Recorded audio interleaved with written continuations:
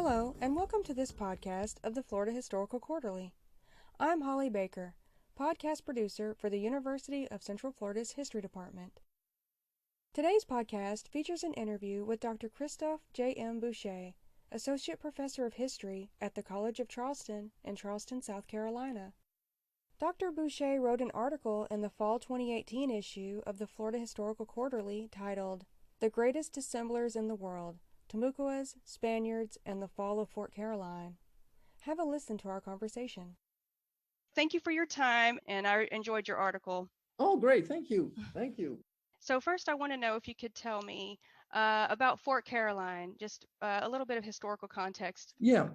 So Fort Caroline was founded in 1564, and it was founded after Jean Ribault visited the area in 1562. So in 1562, what you had was really more of a reconnaissance. The French were trying to get a feel for the area. At the time, the French authorities in France had not given the permission for Ribault to colonize the region. Interestingly, in 1562, Ribault did leave some of his men on what is today Paris Island in South Carolina, and the colony floundered very, very rapidly. And in 1564, Laudonnière came back with a French contingent.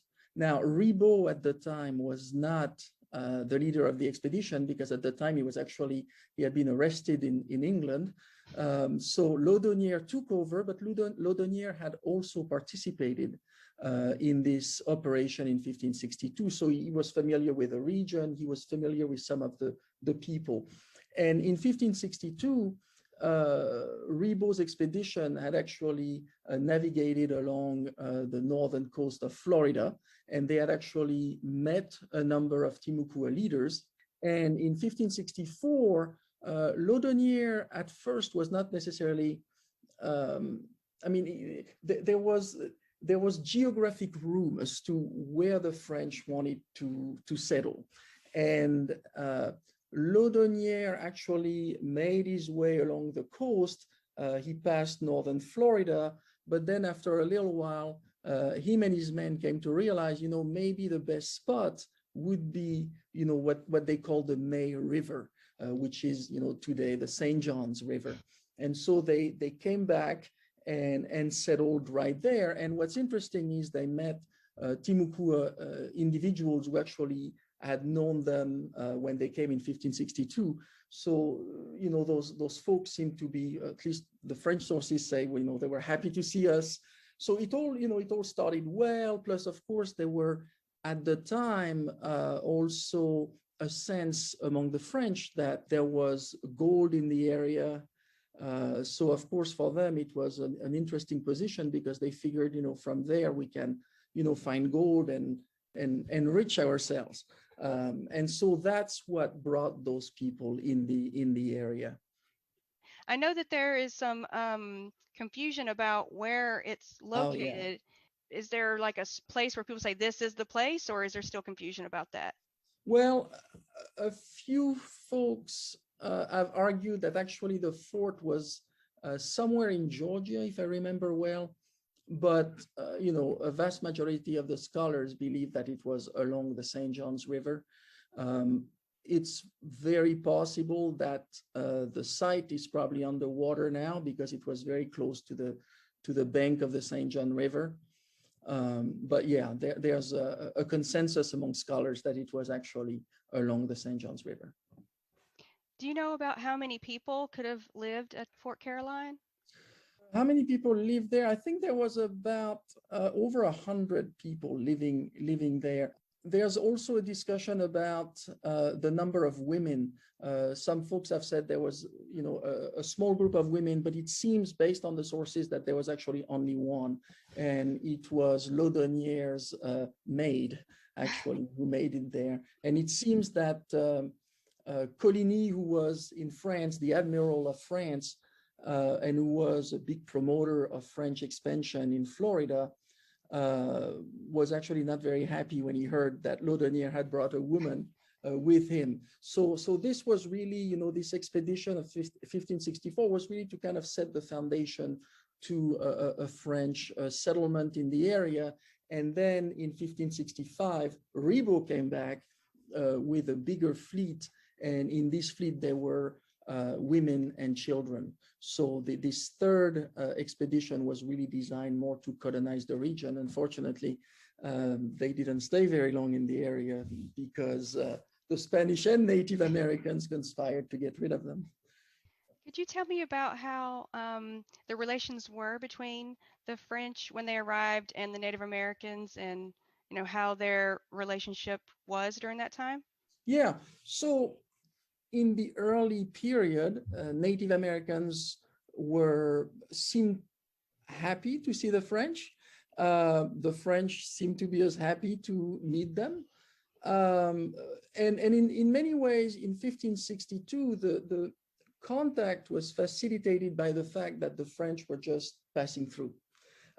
And already with Ribault in 1562, when you read his travel relation, you can feel that there are little tensions here and there. Particularly, you can see that Native American leaders want the French to recognize their authority, and there's some misunderstanding about that. But in many ways, Ribault's passage in the area is so quick that in the end, all the tensions are resolved. Now, in 1564, it's going to be a different issue because the French are going to stay there for over a year. And now there's going to be some real sources of tension that are not just going to dissipate when the French leave. The French are still going to be in the area. And one of the big issues, there was a variety of forces that conspired to weaken the diplomatic relations between the French and the Timucuas. But one of them was really an important one of them was that, what the Timucuas wanted was really to bring the French into the local patterns of enmity and alliances. And in many ways, the French were not particularly interested in doing that. So there were different goals. For Native Americans, the idea was, okay, here are some potential allies. Here are allies that have militarily something to offer. Politically, they have something to offer too. So if we can integrate them in our alliance networks, then we could benefit from them. But of course, it was based on the assumption that the French wanted to integrate these networks. And of course, the French had a very different idea. Especially Laudonnière. And when you look at his relation closely, you notice that his men also had a similar idea. The idea was, let's find the gold, let's enrich ourselves. And I suspect, based on the sources, that many settlers who came in 1564, I don't think those guys really wanted to stay that long. I think, for example, there are mentions in the sources that many of them were nobles of noble origin. I would suspect probably down on their financial luck.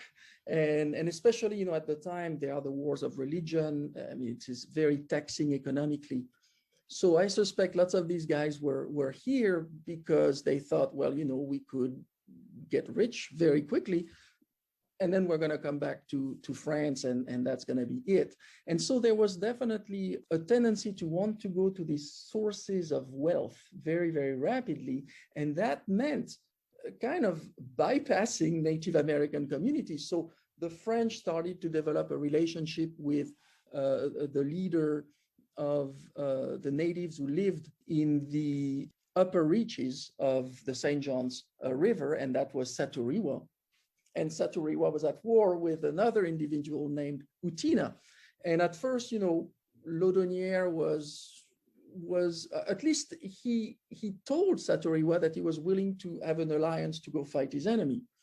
However, very rapidly, the French came to realize that the gold that they were looking for was actually beyond the territory of Utina. So Laudonnière and his men started to realize, you know what, maybe we should befriend Utina and then pretty much use him to make our way to the wealth. And now you have a problem. Now you have the French settled on Satouriwa's territory. Satouriwa wants the French to go fight his enemies. And now the French want to come closer to the enemy of Satouriwa. So right there, you're going to have some, diplomatic tensions. I mean, and in many ways, the French were responsible for the tensions in that situation. But again, it shows the drive. I mean, for the French, there was really a drive to make it rich. Now, what is interesting is it seems that all the gold they were hearing about was actually coming from southern Florida. And this gold was associated with Spanish ships that were actually coming from, Mexico and would shipwreck in southern Florida. So that was the origin of much of the gold that they were seeing. But of course, in their fertile imagination, they thought, oh my gosh, out there must be some incredible, sources of wealth. We're going to find another Aztec empire in North America.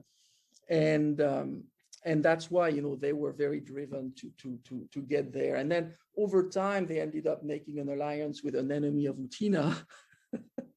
And then everything unraveled. And then everybody was, Satouriwa, Utina, and a number of other important leaders were not so happy with, with French diplomatic mistakes. So that was what contributed for the diplomatic relations to unravel. And added to that, of course, many men in Fort Caroline were not particularly patient either with Native Americans. So you could see, these tensions. Also, I'm sure there were cultural tensions, misunderstandings. I mean, there was a variety of reasons that led to the relations to collapse little by little. And then in the end, I think Native Americans, by the time the Spaniards arrived in the area, were ready to get rid of the French. Does that help? Oh, yes, that's perfect. That was a perfect segue to the next question. So Pedro Menendez de Avalos arrives around the time when the relations are souring between the French and the Native Americans. And I was intrigued by all the different setbacks that he and his men encountered. Could you take me through those? Yeah. I mean, and to me, that's what's also interesting in this story. I mean, you have two very bold leaders. I mean, on one hand, you have Menendez, but on the other, you also have Ribault, who's just as bold. I mean, both of them really want to defeat their enemy, and they are willing to take major risks to do so. Unfortunately for the French, only one succeeded, and it happened to have been Menendez. But again, if you look at this event, it could have gone anyway. I mean, it could have been the French who also defeated the Spaniards. And that's where, I thought Native Americans were very important also in this outcome. But yeah, so Menendez was trying to get, this rather major fleet to meet in the Caribbean. And at first, there were problems, of course, crossing the Atlantic. Some ships were lost, others were damaged. Then when the Spaniards arrived at their port where they were supposed to reorganize their force in some ways, then they come to realize that some of the ships that had been promised were missing. And, I mean, I suppose for some leaders, people would have thought, okay, well, we're done. This is it. We don't have what it takes. We don't have the supplies. We don't have, all the troops we were promised. We're done. But Menendez wanted to push forward. And so he decided, you know what, we're going to go with what we have, even though it's only a fraction of the force we were supposed to acquire. And again, he made his way to Florida, and hoping to find a very small garrison, as it was composed in 1564. And unfortunately, on arrival on the St. John's River, he realizes Ribault has made it, and Ribault has a substantial fleet with him. And the French have already unloaded. I mean, they are actually at this point in a position of strength. And so again, when you think about it, if you put yourself in Menendez's shoes, I would have thought, okay, well, maybe it's time to pull out. But no, Menendez wants to go, and he sees those French ships that are at anchor off of the St. John's River, and he decides, you know what, I'm going to go for these ships, and I'm going to try to take them by surprise because they must have skeleton crews, which was actually the case. But the French managed to escape. And so Menendez at this point came to this idea, which I think was very daring. Okay, well, let's find a base of operation on land close to the French, and from there we're gonna go attack them, or we're gonna harass them. There's gonna be, I mean, I think Menendez is willing to improvise because he realizes his situation is quite unexpected. And what he does, he arrives next to this village called Seloy, and which is close to where Saint Augustine is today, which is quite close to the French, which is extremely daring. I mean, the French could counterattack and take him by surprise as well. And at this point, he decides, we're going to unload the ships, we're going to make a base of operation right there, and then we're going to keep on fighting until the French are forced out. So, and that's at this point that Native Americans became very important. So that takes me to the next point. People don't often think about the Native American influence on the outcome at Fort Caroline. Could you tell me, how did the Native Americans like the Timucuas play a role in assisting the Spanish in ousting the French? Right. So first of all, as I mentioned in the article, Menendez was really caught in a race, right? There was a need to move quickly to strike the French at first before the reinforcements could make it to Fort Caroline. And of course, Menendez realized on arrival, I'm too late. So he realized also that while at anchor next to the village of Seloy, he was also in, a sitting duck. He was also in a bad position if the French wanted to counterattack. And so, again, it was a race against time here to get his supply of the ships on land before the French could come and pretty much destroy his fleet before he could be reinforced. And so here, if you think about it, I mean, Seloy was a Timucua village. The Timucuas received him well. I mean, I think at this point they had heard of the troubles the French were causing diplomatically. And so they, and it's not, I'm not quite sure exactly whether the Seloy were part of the alliance with Saturiwa, or if they were part of an alliance with another chief in the region. But definitely they provided help for the Spaniards that was absolutely necessary.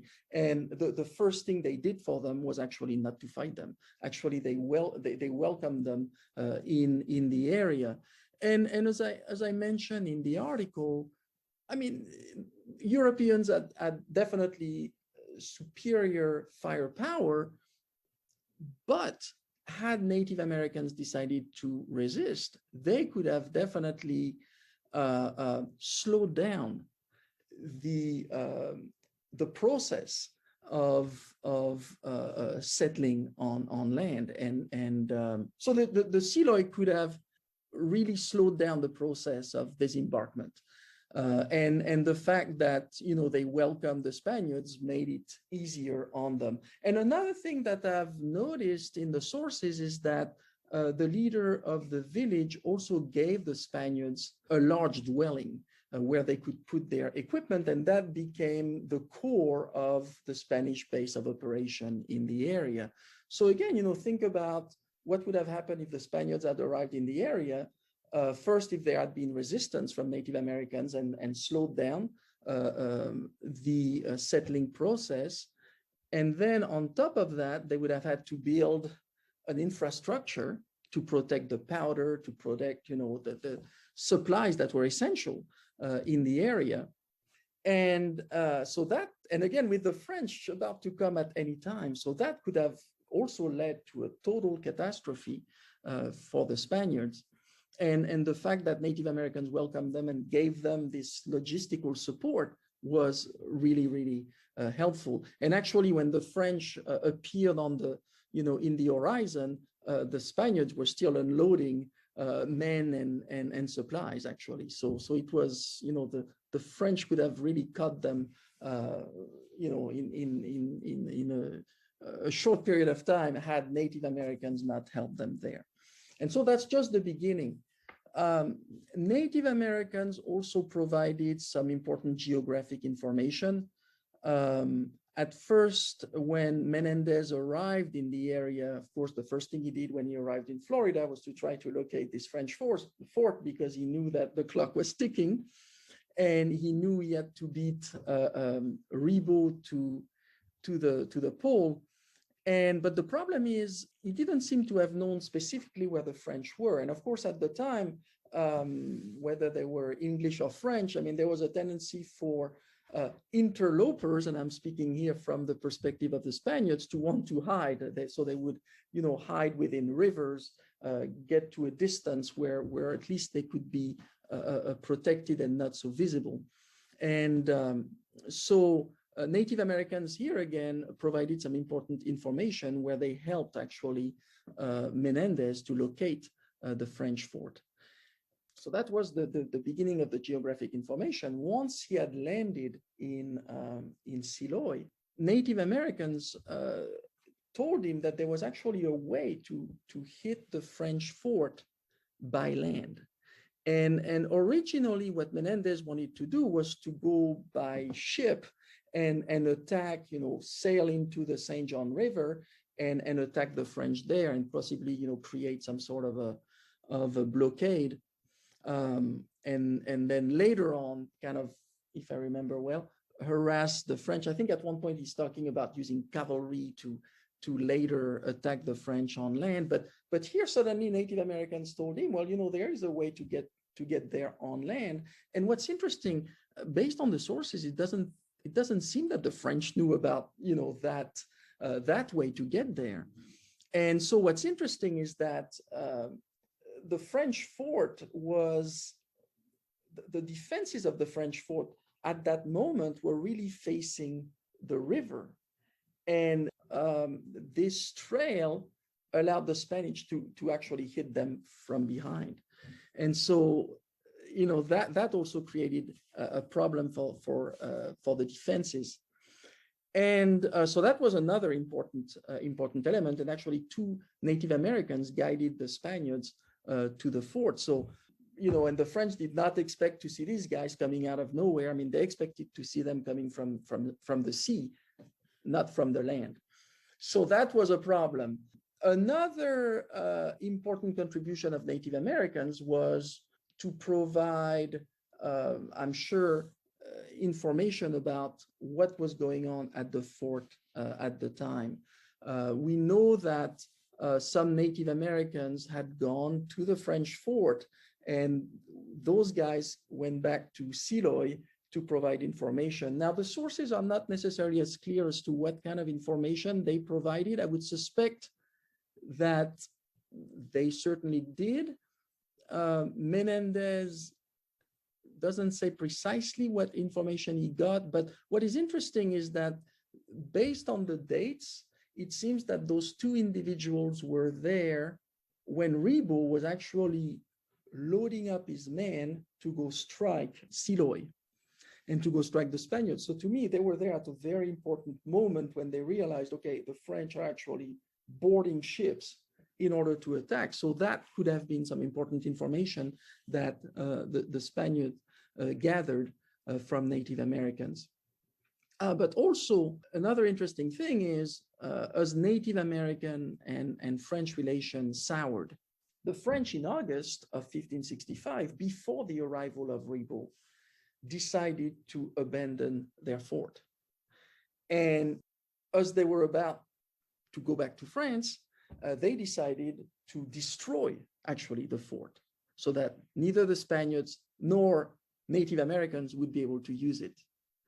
And as they were on the verge of leaving, they saw Ribaud arrive with his fleet. So what's interesting is the reason why they wanted to abandon their fort is because their relations, in great part with Native Americans, had soured.